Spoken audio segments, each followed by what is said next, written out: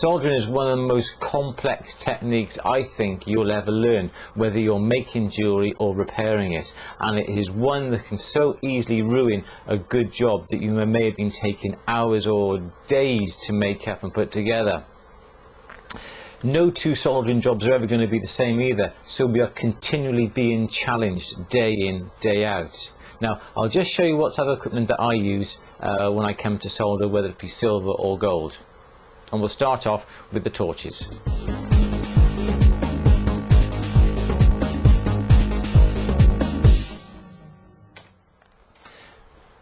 Now, there are two torches that I favour. One is a sievert torch, and that's just a single hose that goes for propane tank. Or there's, I think this is a Smith's little torch, and that has a separate oxygen and propane hoses. The sievert torch that I used to use, I've used this for well over 20 years now. I think this kit costs about £80–90. You may have to buy this little pencil nozzle separately, I'm not quite sure though. You need this pencil nozzle. It is the smallest one they do, and it is the finest one. They also manufacture and supply larger nozzles like this one. It's a lot bigger. Now I use this for melting down or annealing large pieces, but for jewellery and fine work you're going to need one of these little pencil nozzles. I say it has a single hose that just goes to a propane tank. This is ideal for general jewellery making and repairing. I only use the small little Smith's torch like this because this actually produces a lot more heat, because you can regulate the amount of oxygen that comes through the nozzle and you can get a far hotter flame. Now this is ideal if you're working with platinum, where platinum soldering, whether you use platinum solder or you actually weld the joints, needs a far greater temperature. But I would recommend these sievert torches. You have to buy the propane tanks, but the refills will only cost you I don't know, £6 or £7 for 4.5 kilogram, and that's going to last you months and months and months. I have one tank in this workshop, and we continue to light up at least 20–30 times a day, if not more than that. Lasts us at least 8 or 9 months. I would recommend this torch. You can get the smaller little all-in-one tank and the nozzle about 8–9 inches tall. Yeah, these are fine, these are okay, but you won't get the accuracy when it comes to soldering. The flame is a lot broader flame than the sievert torch. You don't have the control that you would do with a little separate torch like this one. They are good, don't get me wrong, but for specialised jewellery work, they're not good enough.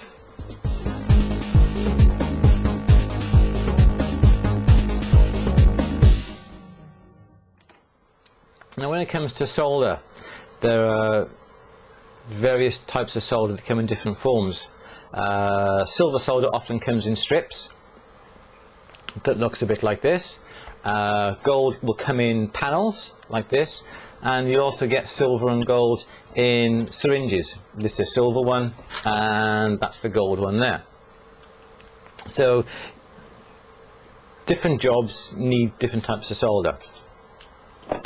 Now when it comes to solder, again, there are 3 different types of silver solder that is commonly used in a workshop, and that is hard, medium and easy solder. They're called that because it relates to their melting point. Hard solder melts at a very high temperature, easy will melt at a lower temperature. Now these all melt well below the actual melting point of the silver, so in theory you should have no worries there. But the reason why they produce these different melting point solders, and again you can get that in the gold as well and in the syringe, but these are strip solders, excuse me.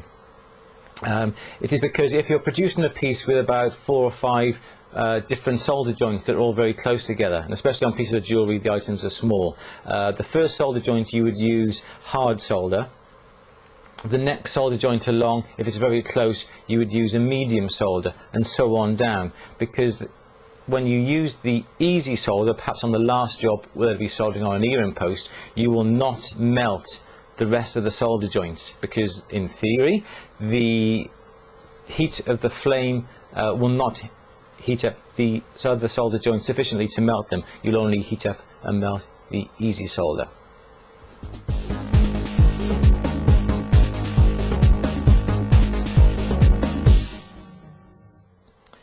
When silver and gold are heated, the flame oxidizes the metal, and if a piece is oxidized, the solder will not flow.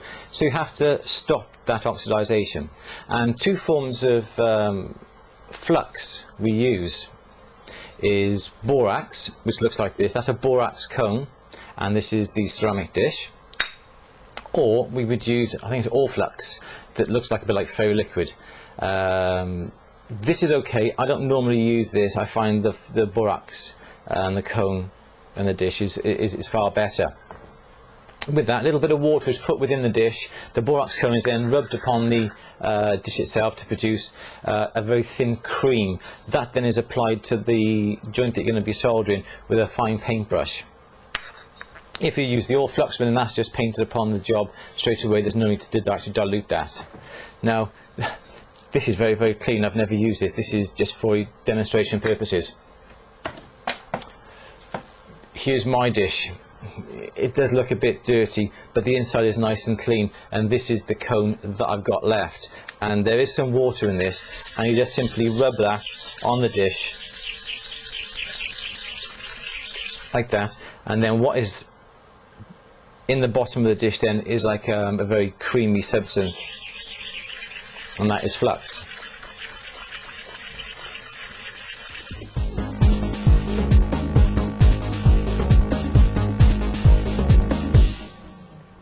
Now, it's important when it comes to putting together the job that you're going to be soldering. The surfaces have to be absolutely spotlessly clean. You mustn't even touch them with a finger, because there is grease on your fingers that will actually stop the flow of solder. Now, everybody, I don't care who it is, always has a problem at some point or other soldering. The solder doesn't flow. And 9 times out of 10, this is due to a dirty work surface, or there's oxidization on the piece itself. Now, when you come to solder two pieces together, they have to fit together absolutely perfectly. There must be no daylight showing between the joint, or whether you're soldering an earring post on a piece. The solder will not flow in a gap. It has to flow between two tight surfaces. There must be no daylight showing through it. And those joints, those surfaces, have to be absolutely spotless. So always give them a rub over with a bit of emery paper first, and then put the job together, then flux it straight away.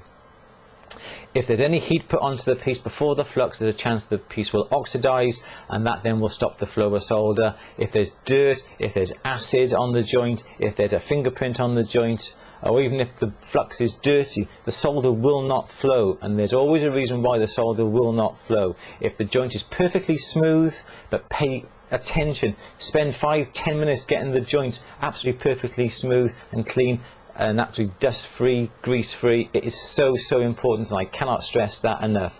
The major fault with soldering is not having a clean, tight joint.